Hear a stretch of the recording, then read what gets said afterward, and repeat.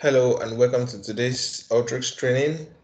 I am Fagbami Kendi, a data scientist at Syndrome, and today we're going to be looking at the preparation tool palette in Alteryx, and for today we'll be looking at the create sample tool in Alteryx.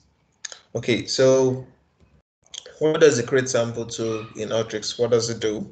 Basically, if you are probably familiar with um, programming language for like Python, and you use that for machine learning and the likes, you're going to see the need for this tool. So basically, this sample tool just the create sample tool basically takes a data set and then divides it into estimation and validation data. So, for example, if you use something like um, train test split, right? So you see that you have to divide a particular percentage of your total data into the training sets and and the remaining into the test data set, right? So basically that's what this tool helps you to achieve. So the estimation part is what you would use to um, do your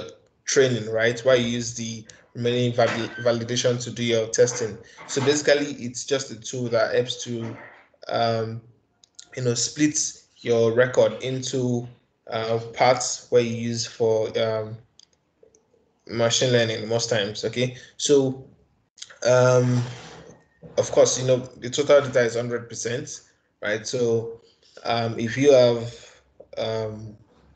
let's say 70%, right, as your estimation data, and then 30% as your validation data. For the create sample tool, it has three outputs, and also in the configuration, you will see the estimation, the validation, and the holdout. Okay, so the holdout is just any sample that is left after you've added your estimation and validation, and it's not up to 100%. So for example, out of 100%, that's the total data. If you have about 65% of your data for the estimation, and then you have about 25% of your data for validation, that adds up to 90%, right? So the remaining 10% will just be in your holdout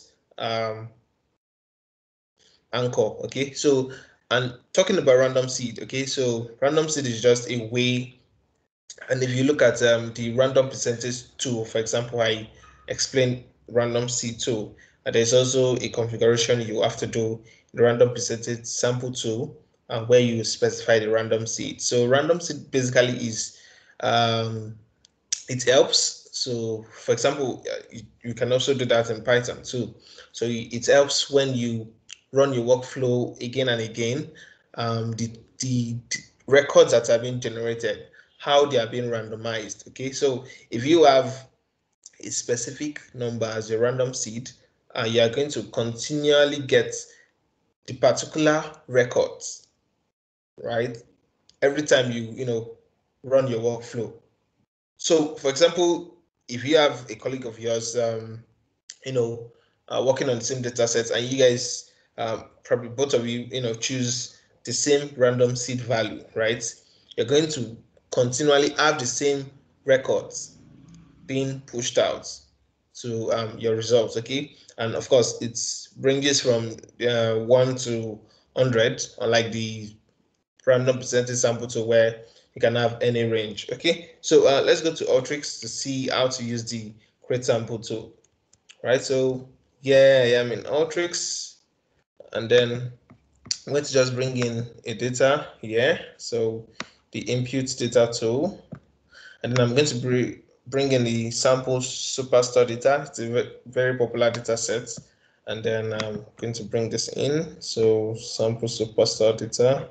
So let's see. Um,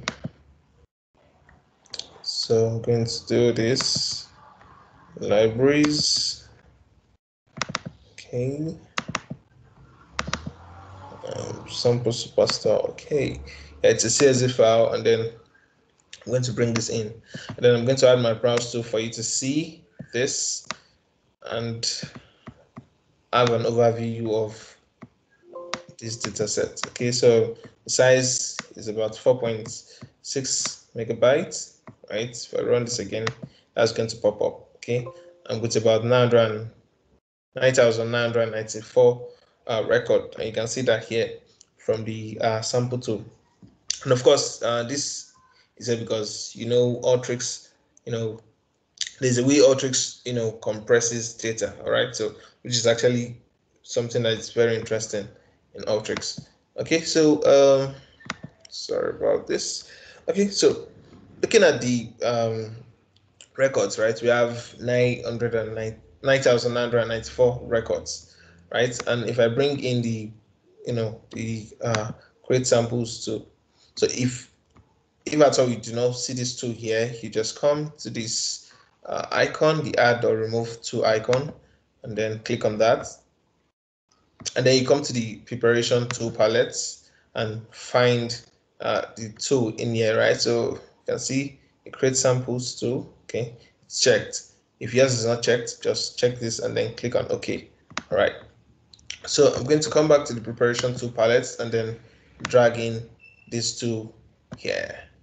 Okay, so and then you can see from the configuration of the create sample tool, right? You can see the estimation sample percent, right? This is in percentage, right? You want to see a particular percentage for your estimation sample and a particular percentage for your for your validation sample. Okay, so you just have to specify these to make 100% 100%, and if it is not up to 100%, it cannot be more than 100%. But if it is not up to 100%, the remaining percentage of that data will be will be sent to your holdout anchor, and then we're going to test this and see. So let's see 70 and 30, right? So that makes 100%, and then we're just going to leave this random seed as at one, right? Like I said, the random seed can range between 1 and 1,000. Okay, so we can choose any number, and then I'm going to add browse to here to everything in here. So how to browse to cool. Okay, yeah, so I'm going to reduce this so I can get that browse to make it here, in this here, and reduce it. Okay, yeah. Okay, so then I'm going to run this. So 70% of our data should be going to the estimation sample anchor. So you can see this. You can probably punch your calculator to confirm this number. 70% of 9,994 should give you this. Okay, and then validation sample. This is 30% of the data, right? And then if we check our holdout sample, because this makes a total of 100% when we do the addition, we should not have any record in our holdout sample, right? But let's change this. So let's change it to about 65. Let's change this to about 25, right? Making a total of 90%, right? So if we run this, we should expect about 10% of our data in the holdout sample. Then if you see this, right, you can see 10% of 9,994 is about this, right? And then you can see that you can see how to use the create samples. So it's actually very interesting when you are probably working or trying to run some linear regression models, or when you're trying to create models and you have to separate your data into training and testing data, right? So that you use this data to test to avoid overfitting. Okay, so that will be you for today, and I hope you learned something new about the create sample tool. Please like this video and subscribe to this channel, and I'll see you next time. Thank you.